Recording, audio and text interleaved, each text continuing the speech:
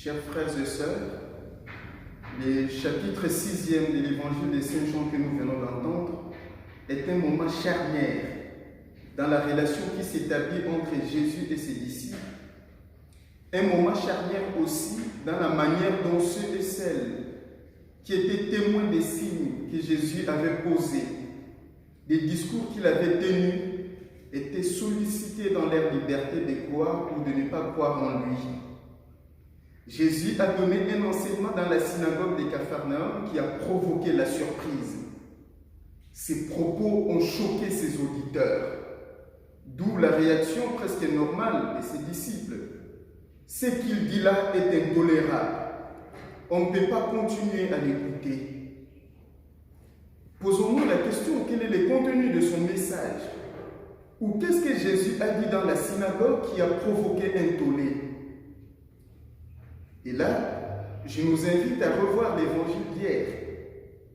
Jésus disait ceci: si vous ne mangez pas la chair du Fils de l'homme, et si vous ne buvez pas son sang, vous n'avez pas la vie en vous. Qui mange ma chair et boit mon sang a la vie éternelle. Et il continue: ma chair est la vraie nourriture et mon sang la vraie boisson. Cet enseignement a suscité des réactions. Les gens se sont posé des questions. Comment peut-il descendre du ciel alors qu'on connaît son père et sa mère?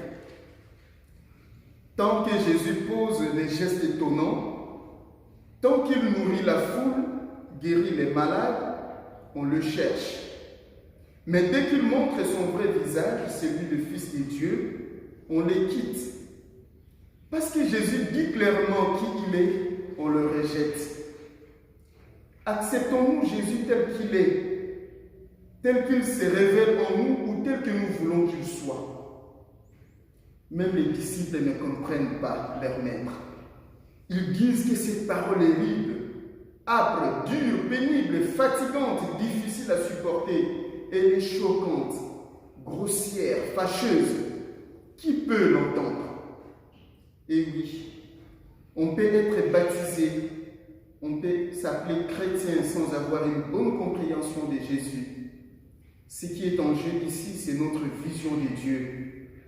La source de la vie humaine n'est pas simplement dans les moyens matériels de son existence, mais dans le don que Dieu lui-même fait par grâce. C'est Dieu qui nous fait vivre. Devant l'embarras, la réaction des disciples, Jésus se tourne vers les 12, vers ses apôtres et vers nous aujourd'hui. Et il nous pose cette question.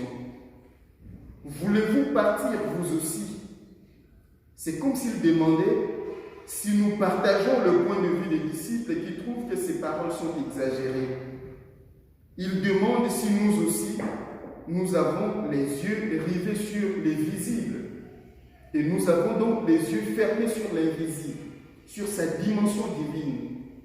Chacun est invité, chacune est aussi invitée à prendre position.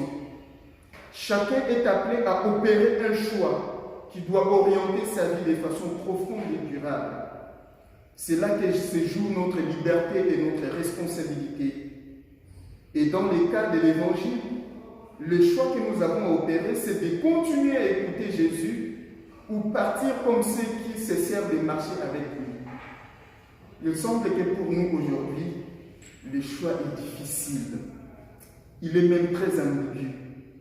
Nous refusons d'abandonner Jésus, nous marchons avec lui, nous continuons à l'écouter, nous mangeons son corps et buvons son sang, mais nous refusons de mettre en pratique sa parole et nous refusons même de croire en lui.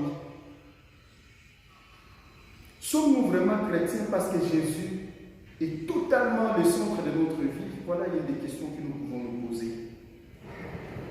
Voulez-vous partir vous aussi, nous demande Jésus. Comment chacun répond à cette question?